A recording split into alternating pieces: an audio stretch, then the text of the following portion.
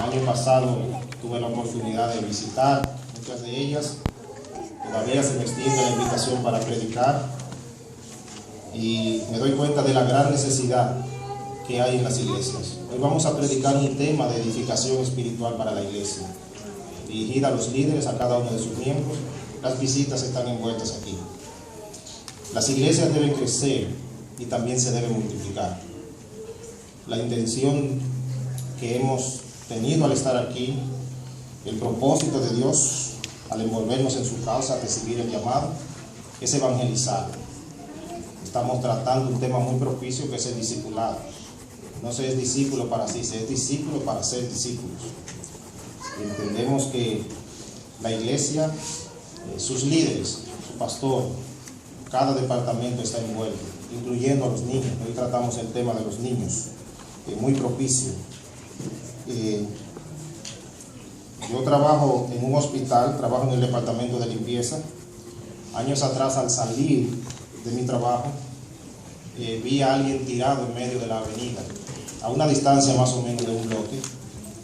La avenida estaba un poco oscura, la primera avenida es ancha en Elisay. Habían algunas personas alrededor del cuerpo. Escuché un sonido de sirena a lo largo, ya que iba abandonando el lugar donde estábamos. Y le pregunté a uno de los que estaban allí qué pasó, y esa persona que está ahí, pensé que había sufrido un desmayo, y me dijo, no, esa ambulancia que ves allá lo acaba de atropellar, y no solo lo atropelló, le aplastó la cabeza. Para mí fue un choque tremendo, porque la ambulancia, al tiempo que iba con la intención de salvarle la vida a alguien que llevaba adentro, dejaba a uno muerto en el camino. Vamos a ponernos de pie para orar.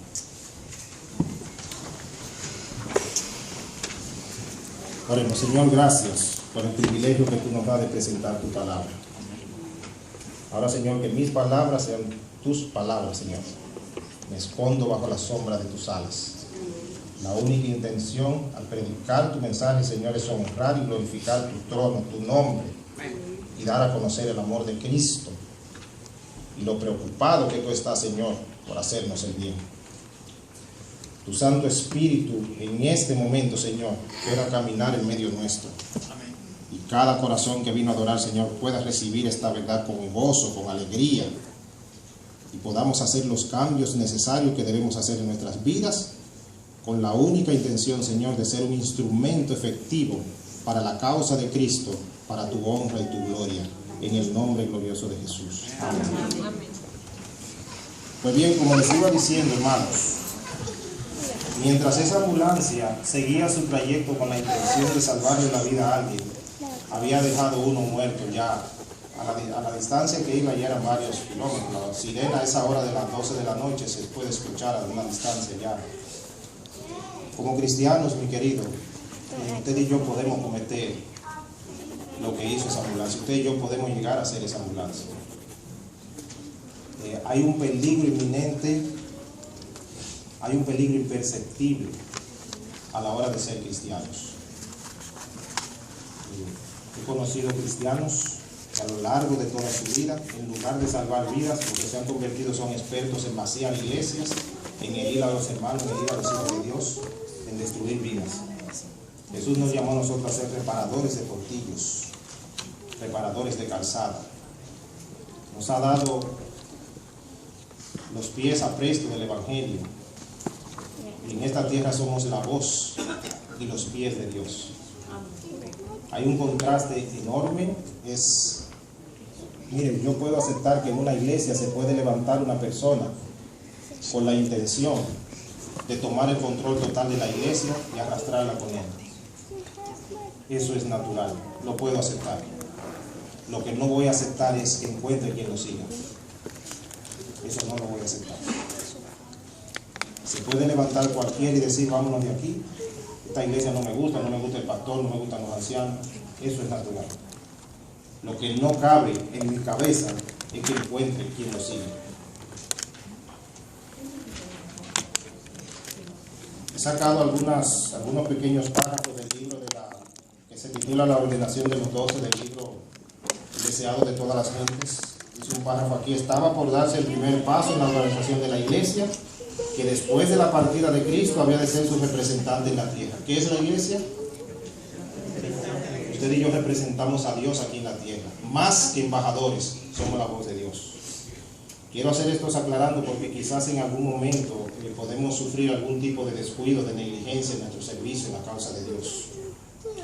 No tenían ningún santuario costoso a su disposición, pero el Salvador condujo a sus discípulos al lugar de retraimiento que él amaba, y en la mente de ellos los sagrados incidentes de aquel día quedaron para siempre vinculados con la belleza de la montaña, el valle y del mar. Jesús había llamado a sus discípulos para enviarlos como testigos suyos, para que le declararan al mundo lo que habían visto y oído de él. Su cargo era el más importante al cual hubiesen sido llamados alguna vez los seres humanos, y únicamente el de Cristo lo superaron. Habían de ser colaboradores con Dios para la salvación del mundo. La redención comprende de dos cosas: es el esfuerzo humano unido al poder divino. No depende de mí, depende de lo que yo deje que Dios haga conmigo para el beneficio de los demás. Usted y yo, al tiempo que somos bendecidos, somos llamados a ser una bendición para los demás.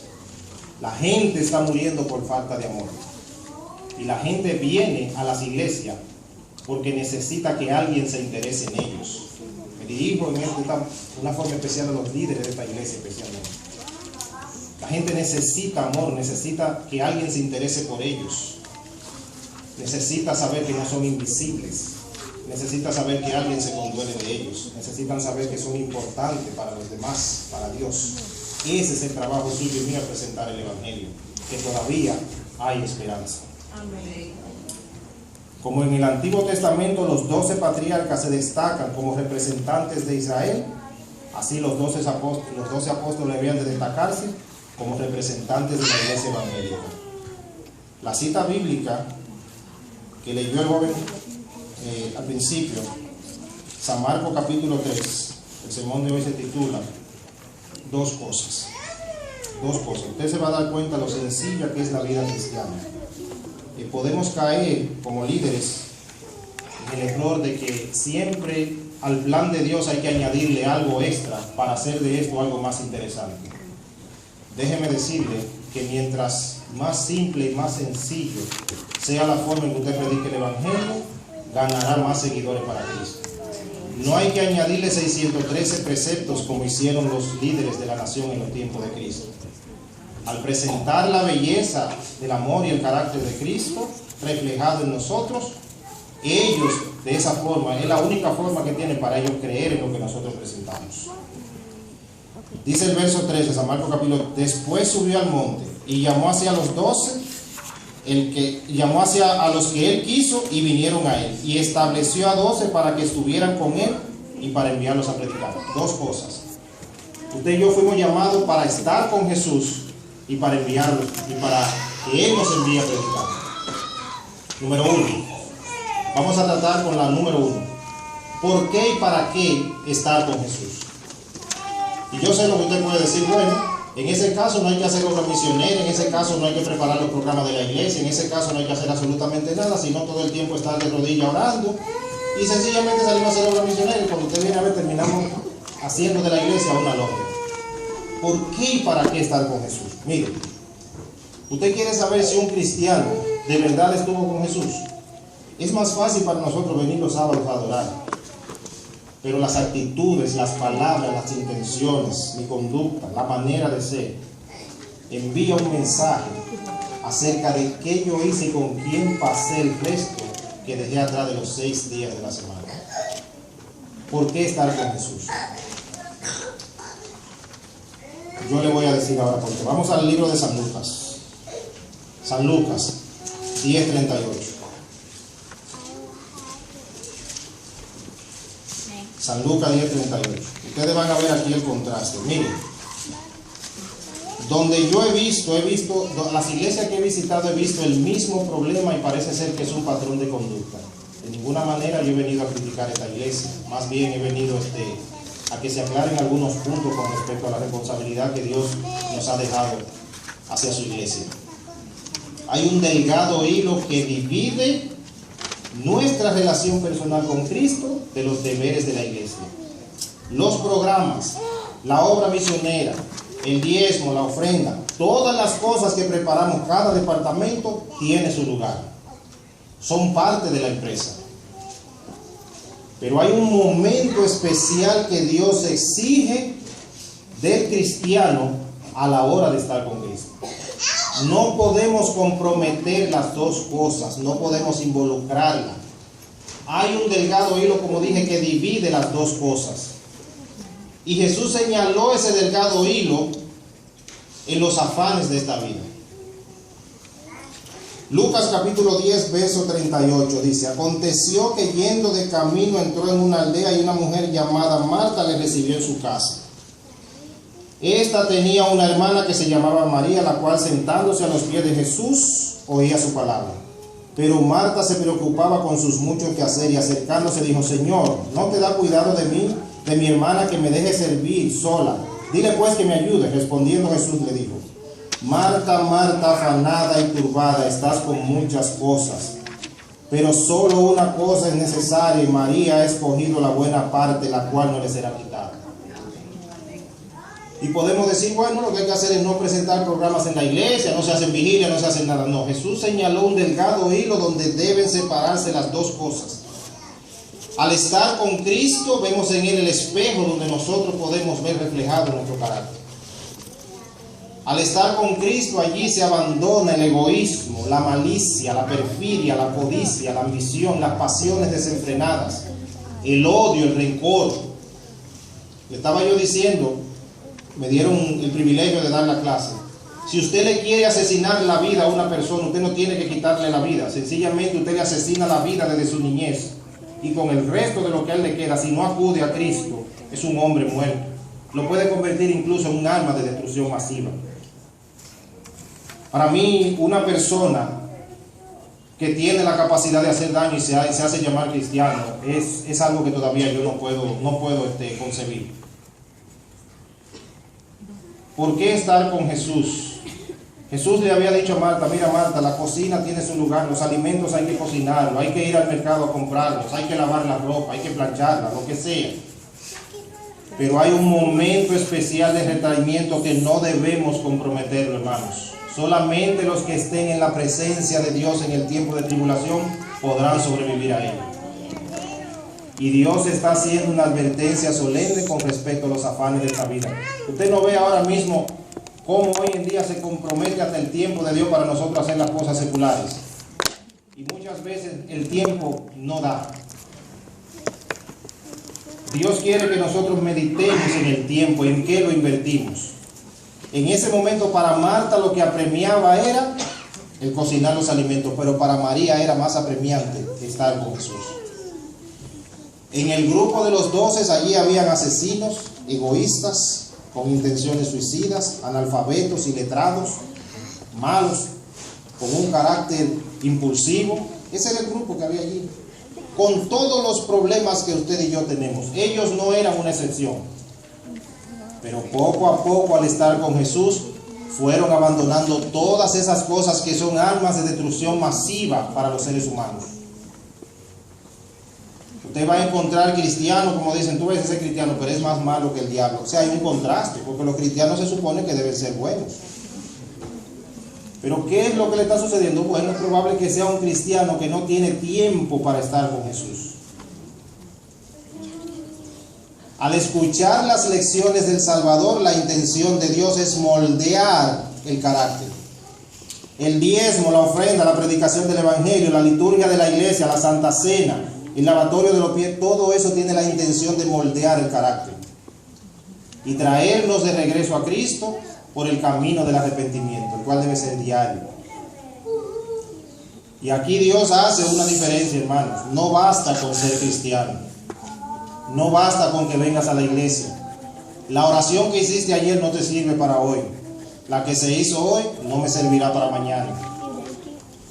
La obra misionera que hago hoy no me dará una medalla para mañana. Por eso en San Juan 3:16 está señalado en presente gerundio, para que todo aquel que en él cree. Ese creer es presente gerundio, o sea que a Jesús hay que venir todos los días. No dice para que todo aquel que en él creyó, o para que todo aquel que en él va a creer. Dice para que todo aquel que en Él cree hoy. Y si tú y yo estamos aquí por haber creído, entonces Dios espera que ese carácter de Cristo esté en nosotros. No acabo de llegar a esta iglesia, pero he visto un cuadro tétrico con respecto al carácter de muchos líderes en otras iglesias. Unos 6 o 7 años atrás, el que era Procurador General de Justicia en el último año de la administración, George W. Bush hijo, Carlos González, yo sé que era apellido González, él dijo en una rueda de prensa que la violación a los derechos civiles y constitucionales y a las libertades religiosas había aumentado, 7 años atrás que lo dijo, un 68%. Ahora, ¿por qué la gente no cree? ¿Por qué nos gastamos tanto dinero en campañas, en cosas? Usted vio todo lo que se hizo el año pasado. Todo el dinero que se gastó, el local, el esfuerzo, el trayecto, los vehículos, la gasolina, la comida. Estamos gastando más en esfuerzo humano en lugar de apelar al poder divino. Eso es lo que está pasando. Los panfletos, las campañas, la literatura, aún el mismo sermón, todas esas cosas se añaden al poder divino. La causa es de Dios. El problema es cuando yo tomo la causa para mí, me voy desplomando. Las iglesias no crecen. Estuve predicando en una iglesia donde el primer anciano hace 15 años. Yo no tengo nada en contra de los ancianos, pero una iglesia con un primer anciano que hace 15, ya va para 20 años, 5 años uno es 15 aquí. Yo digo, wow, pero si le diera la oportunidad a otro de crecer. Recuerde, mi querido líder, usted aceptó una posición en la iglesia, pero al tiempo que la ejerce y recibe los privilegios también es probado. Cuando yo bajo de aquí y predico este evangelio, Dios espera que yo practique primero lo que vengo a predicar. Y hay muchas cosas en que meditar a los pies de Cristo.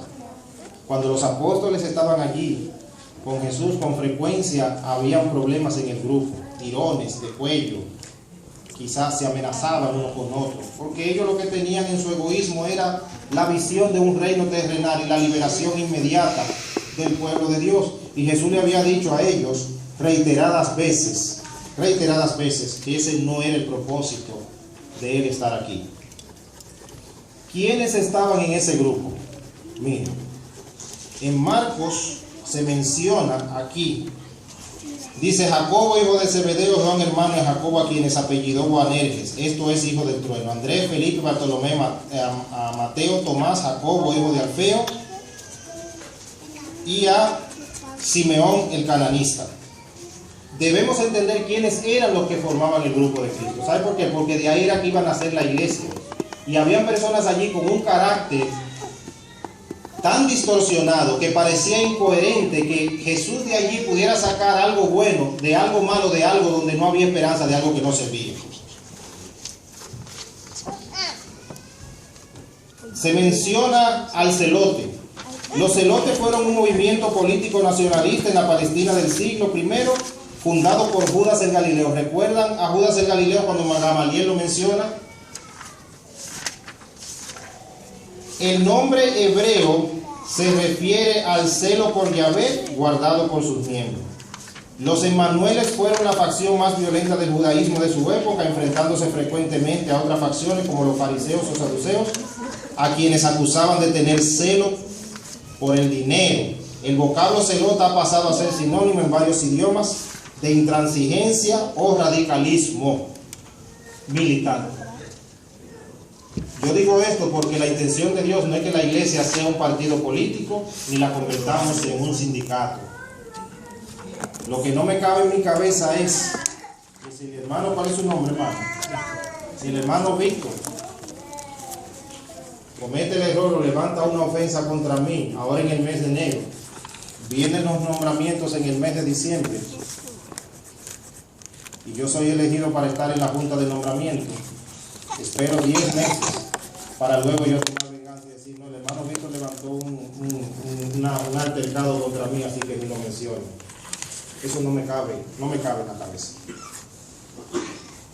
Jesús dejó las fórmulas a la iglesia para resolver todos sus problemas internos.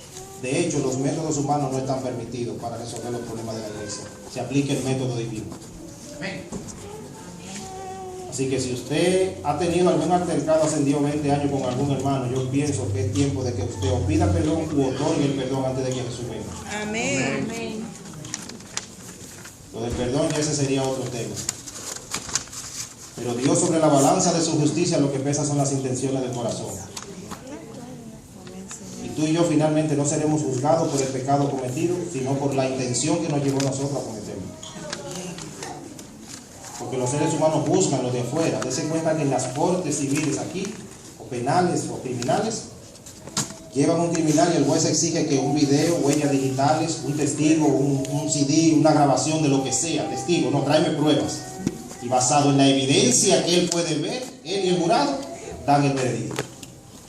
Pero con Dios no sucede así, hermano. Usted y yo podemos engañar a Dios, solo que terminaremos engañándonos a nosotros mismos. Por eso es que a los pies de Cristo, usted y yo quedamos totalmente desnudos. La oración debería de ser más sincera. La oración que hizo el hermanito aquí arriba, él dijo: Señor, perdón de nuestros pecados. Es una oración pública. Pero ¿sabes qué? Yo descubrí que al orar con Dios, Señor, quítame el odio que tengo por el hermano Víctor. Señor, quítame la avaricia y la codicia. Señor, ayúdame a practicar la justicia. Dame poder para vencer el mal, el pecado y la tentación. Señor, tú sabes lo que tomé prestado que no le he devuelto. Dame, Señor, el poder de devolverlo. Y al hermano que ofendí, dame, Señor, el poder de pedirle perdón. Amén, Señor. Hay mucho orgullo, mucha soberbia y mucha suficiencia propia en las iglesias. Y parece que estamos dirigiendo el brazo de Dios. Y no debería de ser así. Las iglesias no crecen, rechazamos la gracia de Dios cuando queremos tomar el control total de la situación. Donde Moisés se colocó para ser el instrumento de Dios para esa obra que ningún hombre sobre la tierra ha hecho, fue porque Moisés, mientras más retrocedía y se calificaba inapropiado, se calificaba como la persona menos capacitada para hacerlo, entonces Dios terminó usando. Cuando usted y yo vayamos a los pies de Cristo y le digamos al Señor: mira, Señor, la capacidad para desempeñar este cargo yo no la tengo, pero si esos 12, uno tomó la decisión de que no fuera así, si esos 11 o 12 lo hicieron, yo lo puedo lograr también. Hay mucha suficiencia propia en las iglesias y eso es un cuchillo letal.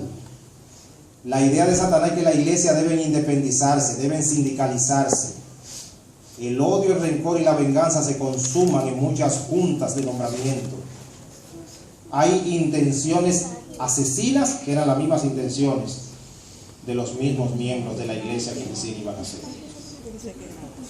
Los celotes tenían un celo. Dese cuenta que a Jesús le seguían dos multitudes. Un pequeño grupo alrededor de él comprometido con él y una multitud que lo seguía. Entre ellos, muchos de ellos eran celotes, porque ellos llevaban a Jesús como un líder que los iba a liberar del yugo extranjero. Lo único que sabemos con mayor seguridad es que el mundo en que en él vivía Jesús estaba fuertemente imbuido de un espíritu celote, pero según Coleman, que es un escritor, el mismo Jesús debió constantemente tomar posición en contra de esa avanzada del nacionalismo judío frente a los romanos. Yo escuché una vez a un anciano, lo eligieron como primer anciano ese día, y yo estaba esperando que él dijera unas palabras de agradecimiento. Se subió al púlpito, levantó el dedo índice y dijo: yo soy primer anciano elegido de esta iglesia. Pero en el tono que lo dijo fue: cuidado conmigo. No hay problema, lo podemos respetar como primer anciano, ¿verdad? Cuando usted levante ese dedo así, ya usted sabe, prepárese. Dios quiere cristianos auténticos, mansos y humildes de corazón, hermano. Amén. Y eso solo se consigue estando con Jesús. Amén. No hay de otra. No puedes ir al supermercado, a la bodega a comprarlo, yo lo siento, pero no se consigue así.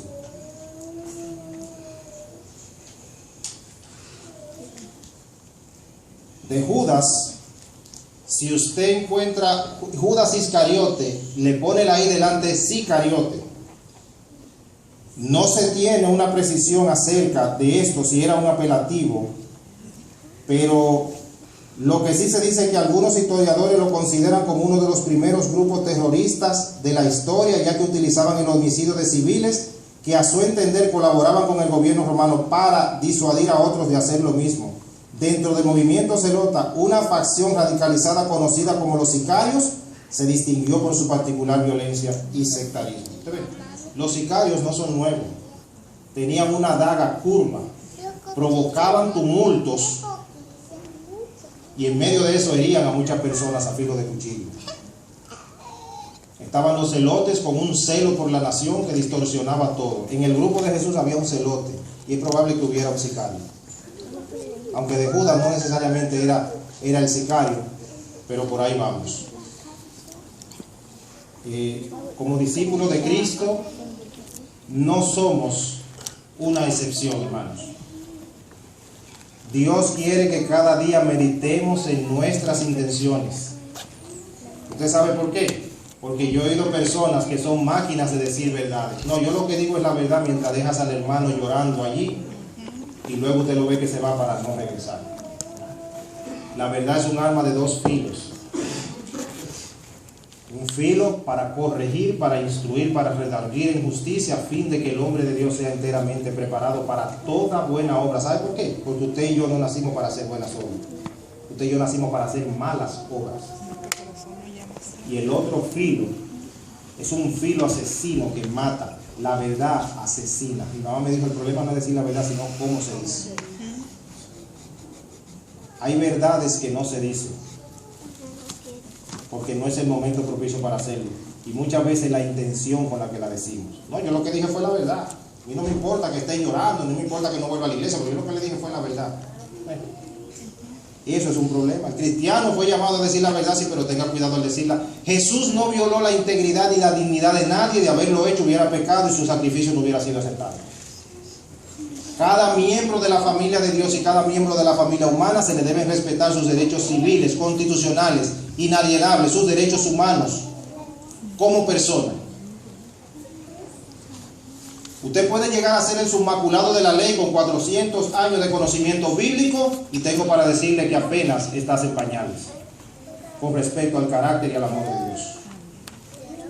Eso no es lo que finalmente te va a salvar. Quizás hoy usted estaba esperando un sermón de aquellos que trae mucha euforia y se oyen muchos amenes, pero a mí me gustan más los temas de edificación espiritual, porque hay muchas personas que están siendo engañadas. Amén. Hay dos ovejas. Hay una que está perdida dentro de la iglesia y hay otra que está perdida allá afuera, lo sabe, pero que no sabe cómo regresar. Como discípulos fuimos llamados a traer esa oveja que no sabe cómo regresar, y como discípulos dentro de la iglesia fuimos llamados a sanar, a reparar, a corregir, a instruir. De paso, los niños están envueltos en eso. Respetemos a nuestros niños, a nuestros jóvenes. San Juan 15, 5, 6 y 7. Esa me la sé de memoria, decimos siempre. 15, 6 y 7. 15, 5. Yo soy la vid, vosotros los pámpanos. El que permanece en mí, yo en él, este lleva mucho fruto, porque separados de mí, nada. Nada, nada. ¿Y qué es nada? Nada. Eso mismo, nada. Usted va a ver líderes cristianos estériles que lo único que se graduaron fueron en administración eclesiástica. O sea, según ellos, Dios los puso en la iglesia solamente para administrar. De paso, hay una diferencia entre lo que es un líder y lo que es un jefe. Los líderes poco a poco han ido desapareciendo de las iglesias. Ahora lo que hay son jefes. No, mire hermano, esto se va a hacer así y es así como yo lo hice, fue así como yo lo programé y se va a hacer así. Y cuidado. Bien. No hay el más mínimo grado de humildad, de tolerancia, de flexibilidad. Sea flexible. No es así. Y el año que viene voy a hablar con el pastor porque el color blanco a mí no me agrada, es el azul, para que pinte esa pared de azul y es así. Si no, me voy de la iglesia. El tapiz de la iglesia no me gusta, esa alfombra, a mí me gusta el rojo vino, color de la sangre de Cristo. ¿Ves? Ese azul lo odio. Usted va a encontrar toda esa clase de personas. La cizaña fue dejada para que usted y yo podamos ser trigo. Si arrancan el trigo, si arrancan la cizaña, el trigo no tendrá. de dónde educarse y prepararse para el reino de los cielos, alégrese. Si todos fuéramos buenos, entonces Jesús no tiene para qué venir. Verso 6, el que en mí no permanece será echado fuera como pámpano y se secará, y los recoge y los echan en el fuego y arden. Si permanecieres en mí, mi palabra permanece en vosotros, pedid todo lo que queréis y os será hecho. ¿Dónde está el fracaso de la iglesia a la hora de preparar y echar a andar los planes de Dios? El problema es que nos separamos de Cristo como Marta se separó de Jesús en ese momento. Dos cosas. Mientras Marta era la rama separada en los afanes de la vida, en la cocina que representa los afanes de la vida, Marta era la rama que estaba pegada María era la rama que estaba pegada del tronco, adquiriendo de la savia de Cristo, que era su carácter, su enseñanza, su amor, su misericordia, su bondad, su longanimidad. Jesús era su espejo. Hermano, tenemos que mirarnos al espejo muchas veces. Y es increíble para mí que todavía seamos cristianos supuestamente maduros, que todavía se levanten ofensas a tal punto que los hermanos ya no quieren volver a la iglesia. ¿Por qué predicar el evangelio? ¿Y para qué predicar el evangelio? Déjeme decirle algo que va a ser un poco chocante para usted, quizás sea nuevo para usted. Pero los discípulos y la intención de Cristo no era que usted y yo predicáramos el evangelio para que Jesús venga. Eso es un error. El cristiano debe crecer. Nuestros primeros padres creyeron eso, pero Dios va a dar más luz y nos va probando en ese sentido. El evangelio no se predica para que Jesús venga y te lo voy a probar. En manos de seres pecadores, egoístas, malos, inexpertos, sujetos a cometer toda clase de errores, Dios no va a dejar una empresa para que ellos la manejen solo y decidan cuándo Jesús va a venir. Dios no va a cometer ese error porque Él nos conoce. La intención de Dios al predicar el evangelio era presentar las verdades hermosas del amor y el carácter de Dios y el interés que Él tiene por salvar la raza humana, y no todo está perdido. La intención de Satanás es borrar todo vestigio del carácter de Dios en él, de manera que no haya esperanza para nadie. Finalmente, mi querido hermano, el evangelio se predica porque Jesús viene. Amén. O sea que el asunto es de mayor envergadura. Si estás afanado y preocupado en hacer muchas cosas en la iglesia a tal punto que no tienes tiempo de orar ni de estar con Cristo para que Jesús venga, corres peligro de perder. Mary Maxwell, no lo confunda con Mary Maxwell, que fue el que escribió los dos tomos, es un hombre de tez blanca, Mary Maxwell, el que escribió los tomos de Daniel Apocalipsis. Mary Maxwell es un hombre afroamericano. Sus temas como experto en el asunto misionero es la oración. Para los que han leído Danos tu Gloria y otros temas de oración que él ha tratado en eso, mientras daba una serie de conferencias en un estadio de más de 20,000 personas por 8 días, estaba enseñando allí todas las herramientas, el arte de la oración, de cómo comunicarse con Dios. Un día cayó de rodillas en la habitación donde estaba hospedado llorando. Su esposa cayó de rodillas también, lo abrazó y le dijo: yo sé